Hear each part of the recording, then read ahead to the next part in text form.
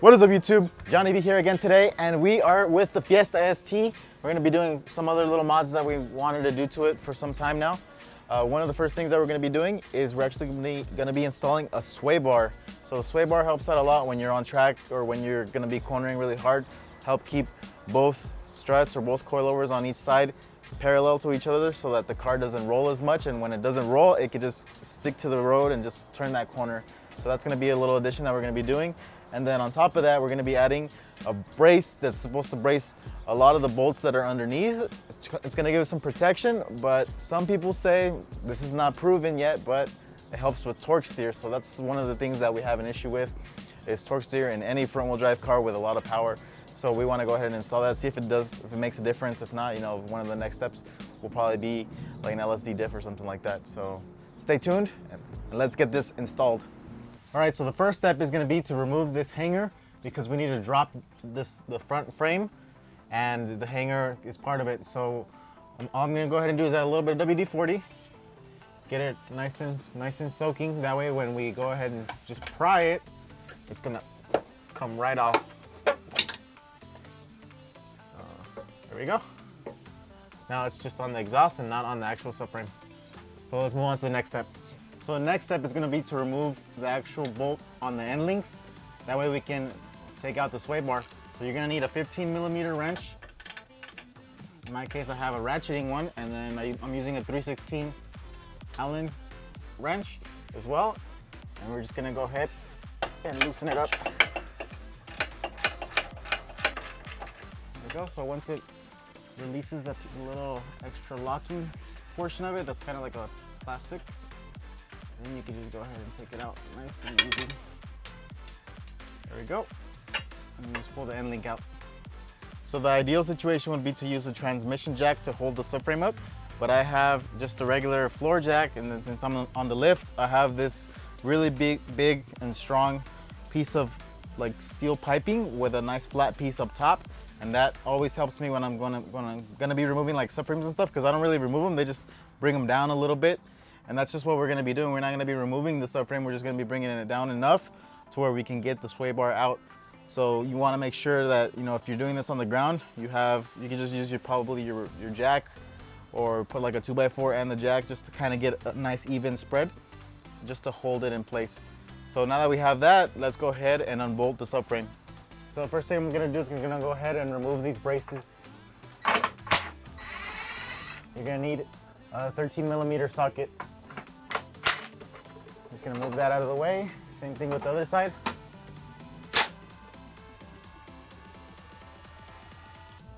Now they are both out of the way. So now the next bolts we're gonna go ahead and remove are the weird ones that come with all the German cars.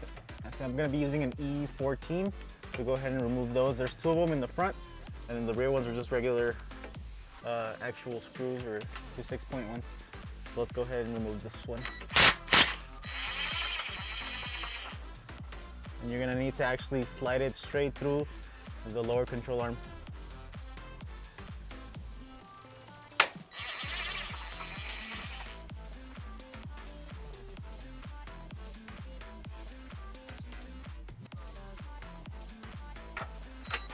So next one you're gonna need is an 18mm socket, and go ahead and remove these big bolts that are in the back of the subframe.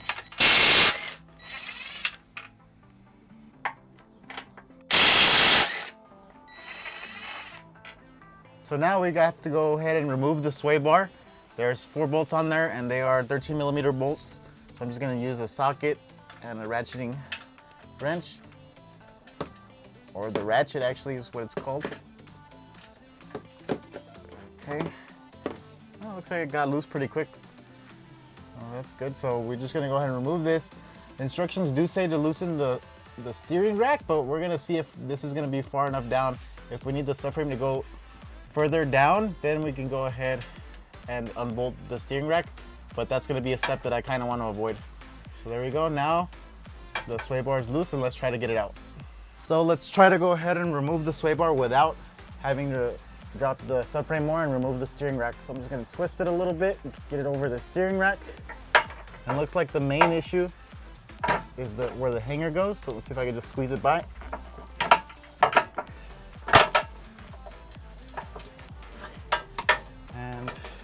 There we go. Sway bar's out.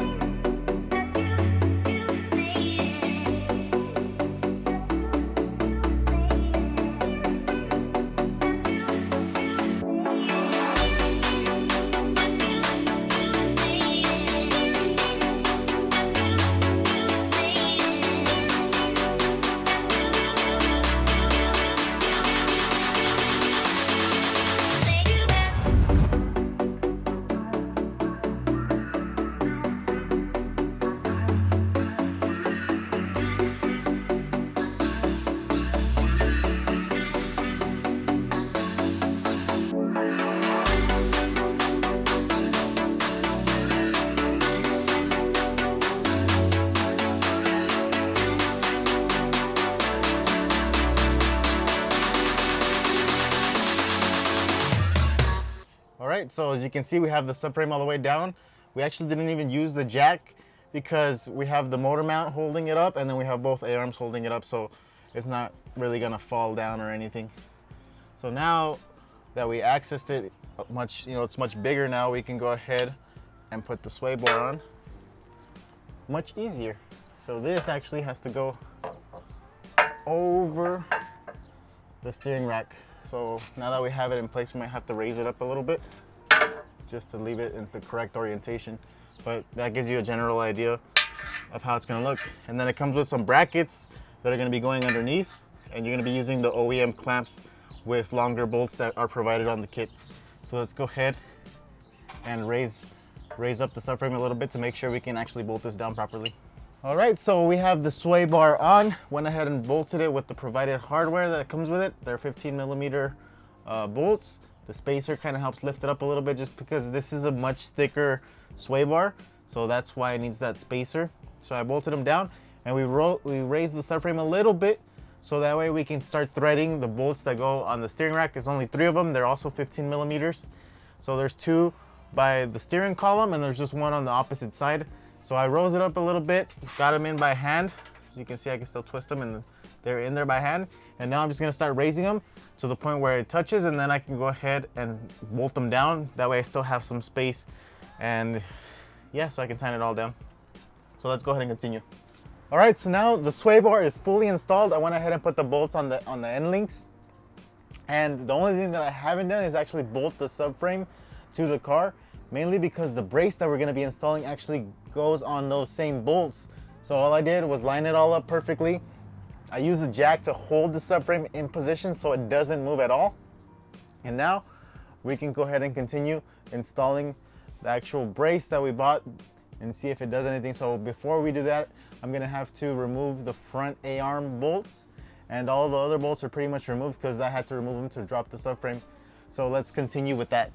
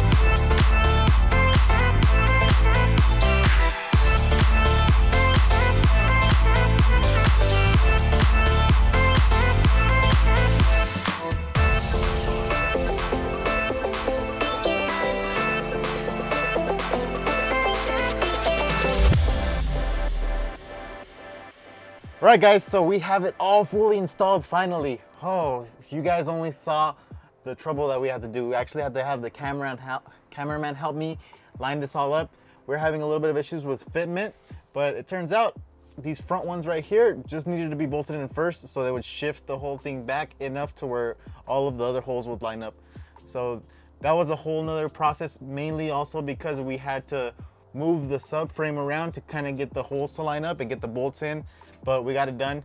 It was a little bit harder than it should have been because the subframe was moving, but you know, we got it done and that's all that matters, and the fitment actually worked. It's really tight clearancing, so that was the very main issue, but the fitment was really good, so props to the guy who built it. They did a good job. I love the way that the color looks, and it just looks amazing under here now. There's so much things under here that you guys can see. We have pretty much all of the other mods that we've done to the car, and if you haven't seen a video on them, you should go check out the whole build series on this car. It's been a very fun process. So we're gonna be done with this video for today, but stay tuned for the next one because there's gonna be more mods coming for this Fiesta and more for my FRS if you're waiting on that. And I picked up a new daily, so you gotta stay tuned for the new daily. So as always, you guys have a great day.